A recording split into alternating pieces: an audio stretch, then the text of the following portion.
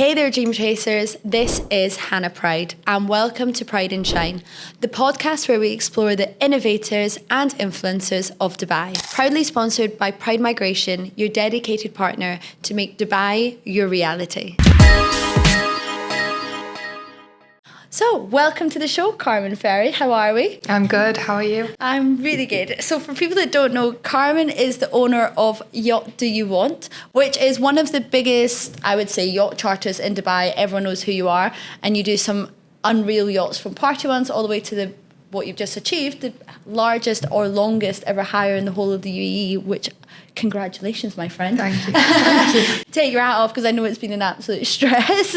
I know, I've been running around for the last month, honestly, like a chicken. But it's all worth it. So Carmen's actually been in Dubai for 7 years. You came over here straight from university? Yeah, pretty much finished uni, straight to Dubai. And how did you get into the yachting industry? Because for people that are probably in the UK or even listening to this that don't know Dubai too well, everyone in Dubai loves to take a yacht out for the weekend. It's great. It's a great business here and it's super accessible. But for other people, it used to be such an out of reach and out, like into the far distance. It used to be the older crowd that go to Europe and maybe charter something. How did you fall into such an industry? I mean, it honestly happened by chance. I was a PA to a CEO. And I just did it as a hobby. So an owner was asking, like I was always sending the clients an owner's number and he said, Carmen, I don't want to deal with this anymore. Take my yacht and manage it. So that was the first sort of step into that industry. And I've always loved the sea and water activities, you know. So from there, it started as like a side hustle. Yeah. And here we are four years later. And now it's huge. I remember when I first moved to Dubai 4 years ago, I would be sending you numbers like, hi, this person wants a yacht. And I remember at the time you were probably just doing small charters at the weekend, you were still a PA, and now you've got a full big, you're such a big girl. You've got such a big business now. Like, it's crazy to see the growth. It's wild. And do you know what's interesting? And you've said something there. A lot of people, and I feel like it's only people that were maybe living in Dubai for plus 5 years that actually had I would call it the UK spirit, where they have a full-time job and then they had a side hustle at the end. I see now more people than ever move to Dubai with no side hustle. They just have one business, but they maybe have other branches, but everything's a little bit more set up. It's weird that we don't really see people have a job now with a side hustle. Do you not think? Yeah, but I honestly think it's important. Like, yeah. A lot of people will quit the day job without, you know, really understanding about how this business will work. I think it's important to have a steady income, especially in such an expensive place, and to then test the waters a little bit in your spare time. Like for me, for the first 2 years of business, I was working Monday to Friday, 9 to 5, and then weekends on the boats constantly. After work, I was sat there. I remember Becca, she was with me and I'd be in tears because I just was trying to do so much. But I think it's so important before stepping into and just blindly opening a business to sort of, you know, see how it works. I definitely think it's the biggest importance. And I wish I'd done it more with my business back 2 years ago, because I kind of got thrown into the deep end. But that was completely out of my control, if I'm honest. But I wish I'd done it your way and a lot of other people's way, because I do generally think in Dubai, a lot of people and anyone in sales will say yes, they can do something without actually really being able to do it. And they'll just find a way. It's the way of the Dubai people and some people around the world. And it is definitely a better stepping stone. What was your turning point from being able to go, right, do you know what, I'm leaving my PA role and I'm going straight into CEO. PA to CEO. Legit. Freedom. Like Really? every single business owner has a different sort of goal. My goal, and me as a person, I always want to be free. Like I don't like to be tied to something, told what to do. I never have. It's never like within my character. So freedom was what I wanted. The struggle was going from a comfort zone, a salary, you know, I really respected my old boss. He was amazing. I learned so much from him. But taking that stepping stone to gain my own freedom, I was in the dark a little bit. I had no visa. I had to buy my own trade license. I had to set up the company. You know, the yachts is a complete commission-based business, so there's no steady income at all. So it was that initial, you know, jump that was scary. And it always is. And I want to touch on a point there, the no steady income. You've been able to build from being in Dubai, I know this, you've been able to build now people, I guess, a steady income. You get your returning clients year on year. How did you find that? Especially, there's so many yachts in Dubai, there's so many people doing your industry. How have you been able to build your credibility to have the people turning back up year after year, holiday after holiday? I think it's all based on like rapport. Like that is the most important thing. My relationship with the owners is very, very important. You know, the more business I bring, the better the relationship with them and the more flexibility I have, which enables me to give a better experience to the clients. Mm-hmm. So again, with the clients, that relationship is so important. Yeah. I'm very easygoing and I'm a little bit soft sometimes. Like, yeah. And because I am so related to my business, it's not a faceless business. Yeah. Like, I am my company. I take things a little more personally. Like, I do care. Like, I want yeah. people to have a really good time. And I think that is the sort of standing point, is yeah. that it's me. So if anything goes wrong, I feel personally responsible. Yeah. You know what I mean? And what do you find of the clients? Because obviously you've done a bit of yachting now in Europe, but your obviously main business is in Dubai. What's been like the difference in managing the clients, I guess, and their expectations comparing to Dubai and Europe? When it comes to it's all on you, like what do you struggle with when it comes down to all on you? I mean, Europe has, I would say sometimes, like honestly, yeah. Dubai can be a little bit like the Wild West, you know. Everyone's part. But Europe, the UK, everything's a bit more regimented. So yeah. it's a bit more like follow the, you know what I mean, yeah. protocol. Here's a bit more. Let's just go. Let's go. It's yeah. fast paced. Europe, we do the APA like yeah. weeks before. Everyone places the orders here. Hey, can I have a boat for 6 hours today? I'm like, oh, here we go. So it is a little bit tougher because it is faster paced. Of course. But there is a difference. Like Europe is mainly weekly charters. Mm-hmm. You can do daily. Here, there's a lot more flexibility for people. So people don't realise, like, the yachts can be as cheap as, say, $100 an hour, mm-hmm. up to $5,000 an hour. In Europe, it doesn't really exist. Like, yeah. everything is expensive. The fuel is added on top, the 20% VAT, yeah. like, it's more affordable to people here as well. Yeah, I think, do you know what? It is interesting because a lot of people, especially when I moved to Dubai, you're always on a yacht. How is that? Because we all know the expectation and prices if you were to go to Ibiza or Saint-Tropez or Marbella, it's a complete different kettle of fish. Yeah.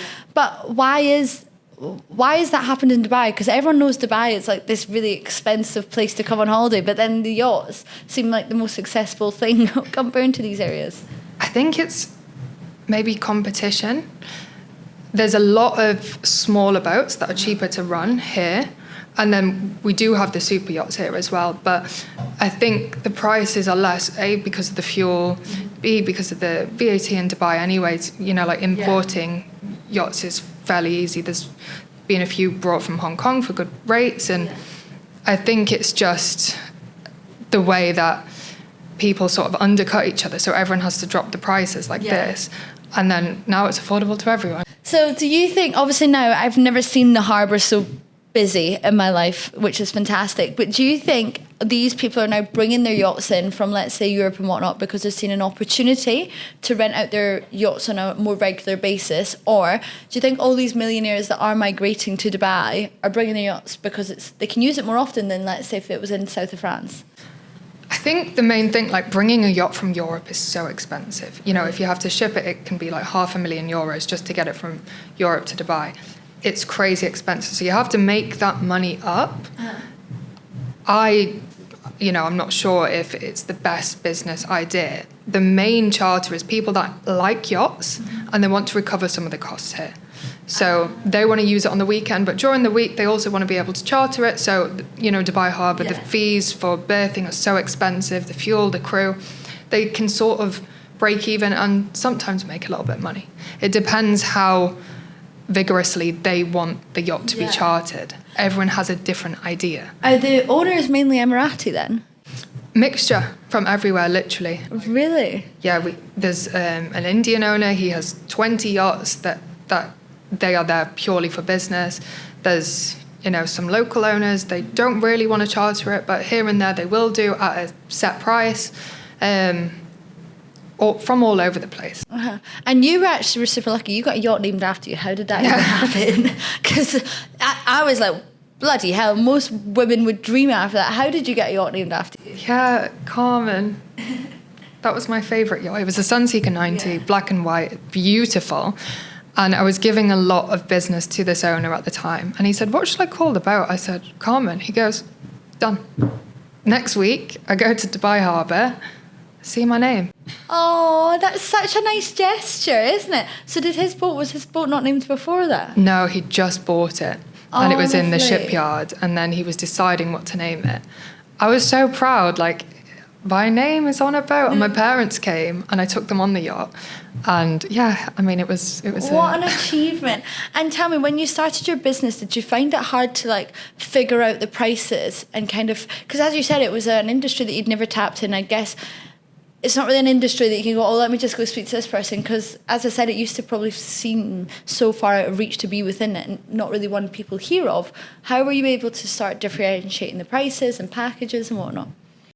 I honestly, I mean, it was years ago now, but I think I walked around the marina and every single boat, I made it known, like, hi, I want to do this, I want to work with you. And I literally had like a list on a piece of paper of all the boats, or everything, like how to price it and, what the owners want. And it's constantly changing. Like there's constantly 10 new boats, 5, selling and buying. So that's how I was able to establish the relationship, initially. Mm-hmm. Then from the years gone, that has obviously built and changed. But the pricing, we have to, the owner wants a certain price, so we have to keep it for them, and then we sort of manage accordingly. It's interesting, isn't it? And how do you find like the marketing for the yachts? Is it mainly word of mouth, or is it for someone, let's say, that's come to buy and wants to get a yacht from you? Where did they hear about you? I would say mainly word of mouth. It's the best. Yeah. Honestly, it's the strongest in every industry, especially in Dubai. Yeah. But it's definitely the strongest. Yeah. I had a website. I turned it off because I was just trying to. Yeah. Take a little bit less business at that time, and I've kept it off. I started an Instagram page, Yacht Do You Want. Yeah. Took me 5 minutes to think of the name, and I was like, let's go with it. Like, let's see what happens, sort of thing. Yeah. So it is mainly from Instagram. Amber is a social media manager. She's handling all that. But Instagram and word of mouth, to be honest with you. It's so interesting, isn't it? Like how in Dubai everyone kind of uses now Instagram as LinkedIn. Yeah. Yeah. Do you not think 100%. Everyone uses their Instagram as a LinkedIn, whereas I bet in the UK and whatnot people would use LinkedIn, but everyone here is just like, let me type it on Instagram and see what pops up. Yeah, it's crazy. And you see people are a little bit nervous because they've found the page on Instagram. It's like it's a legit business. It's just promoted on Instagram as this, you know what I mean? Yeah. And what is your plans with like the business now going forward? Obviously, you just, as I said at the start, got that amazing achievement with the big brand month charter. Where do you want the business to go now? I mean, we've just had Ralph Lauren on board. They're finishing a month. They did Dubai, Doha, Qatar, Abu Dhabi for the Formula One, and back to Dubai. That for me was one of like amazing, because it wasn't just a yacht charter. It was like creating the ideas and allowing a brand to really like showcase themselves. So they refit the entire boat. It was absolutely immaculate. And their entire team were incredible to work with. I like that style. I like seeing something happen and seeing something come. Instead of 4 hours, as a party. Of course. This is like a huge campaign, that the whole world gets to see, that I've been part of creating. So I'd love to go more in the corporate direction. I think now, especially with the way Dubai's going, and it's interesting that Ralph Lauren chose Dubai, or the UAE in general, let's say, because it used to be such an American or British brand. You would say, I'd say more American, but they'd sometimes do campaigns in the UK. You can see that the whole shift of the world is now technically going towards the UAE, that they're wanting to tap into this industry. They know their clientele, millionaire migration, they're all coming to Dubai. It's interesting that they're now saying we need a campaign in Dubai. We need to be at all the biggest biggest F1 events. This is where our clientele is going to be. And they're probably the most forward-thinking brand that's done that. Yeah. That I'm sure we'll see so many more start to jump on that bandwagon. Yeah, 100%. Like, Dubai is, constantly evolving. It's a very fast-paced city. It's very innovative, and it's for big thinkers and forward thinkers. Of course. It's not for everyone. Like, Yeah. it's a cutthroat place, I think. Like, it's very cutthroat. How, going into cutthroat, when you started your business then back 4 years ago, what's been the biggest challenge that you've actually learned? Especially a lot of people I don't think understand that one of the biggest challenges is setting up a business in Dubai, and it's different now because a lot of people usually move here with the business, but you're one of the originals that set up your business here. Other than obviously not having your parents around you to feel like you can fall back on, what has been the biggest struggle? I think, as you said, like, carrying it all yourself. I like to sort of maintain quite a lot of control of the business instead of delegating, which I should do more.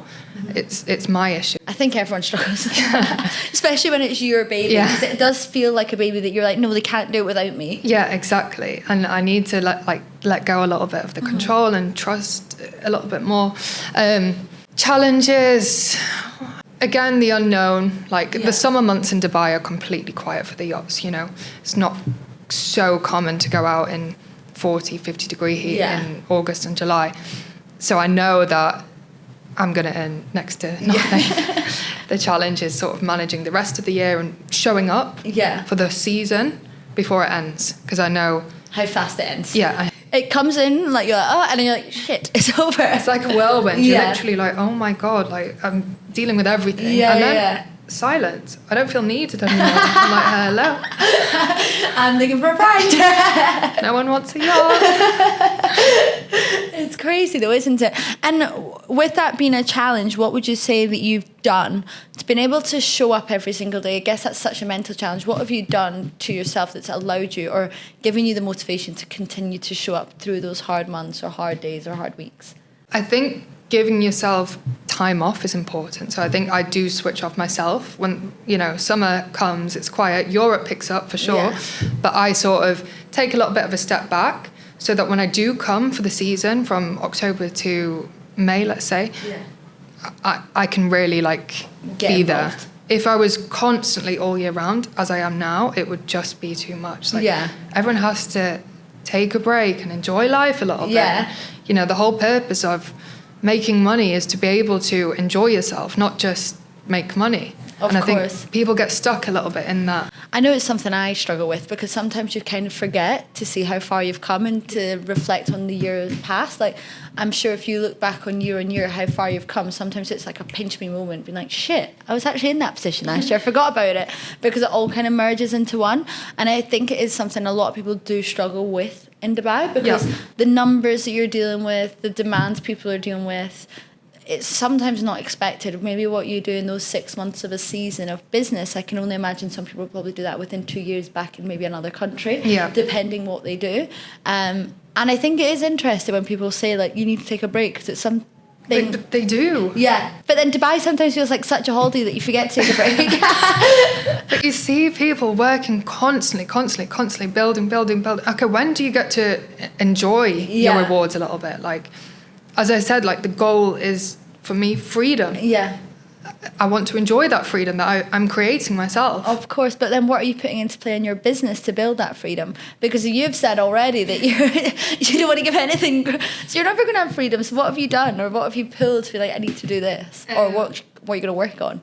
It's all online so that I can go anytime. Amazing. So even with me not in the country, the business can still operate as though I'm still here. Yeah. So even though I'm not letting go of the control, I'm still in control, just from afar. How did you build that? Is it an app? Is it a website? What has been your biggest change or pinnacle that you've been able to? This was put in place, so I can do this.